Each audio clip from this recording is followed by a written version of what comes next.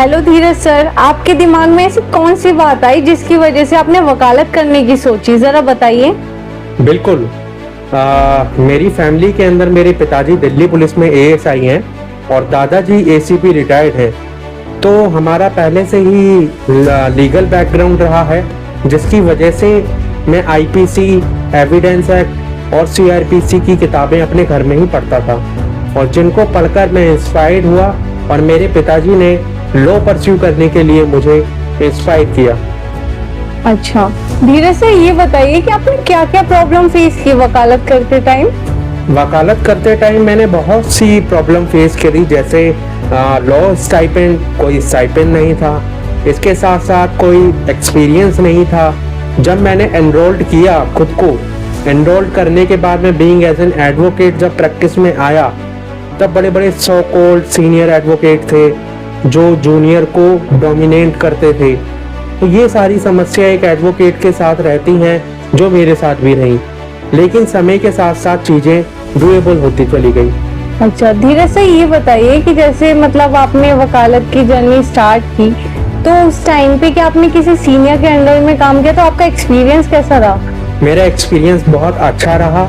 मैंने एनरोलमेंट कराने के बाद में यूएस गौतम एसोसिएट को ज्वाइन किया, जहां पे मैंने अपनी क्रिमिनल प्रैक्टिस को स्टार्ट किया, और वहां से मैंने 3 साल का एक्सपीरियंस गेन किया। सर आपका मतलब जैसे लॉ स्टार्ट करते हैं तो उसी टाइम पे मतलब बच्चों को कर देनी चाहिए वकालत इंटर्नशिप स्टार्ट, या फिर लॉ कंप्लीट होने के बाद। मेरा मानना यह है, जैसे जब हमने लॉ परस्यू किया, उसके साथ साथ ही कोर्ट में आना जाना स्टार्ट कर देना चाहिए, ताकि आपको कोर्ट का प्रैक्टिस एंड प्रोसीजर पता चले और प्रैक्टिस क्या है उसके बारे में भी आपको नॉलेज हो। सर लेकिन जैसे कुछ लोग बताते हैं कि सीनियर्स बहुत ज्यादा मतलब मुंशी वाला काम कराते हैं, तो मतलब वो मुंशी वाला काम कराते हैं, ये बात सच है या फिर क्या है। बिल्कुल ये बात सच है, but you have to choose your right senior. तो सर मतलब किसी जानकार के पास ही जाना चाहिए। इट्स डिपेंड ऑन यू कि कोई जानकार है या कोई जानकार नहीं है, बट आपका सीनियर अच्छा होना चाहिए जो आपको सिखाए।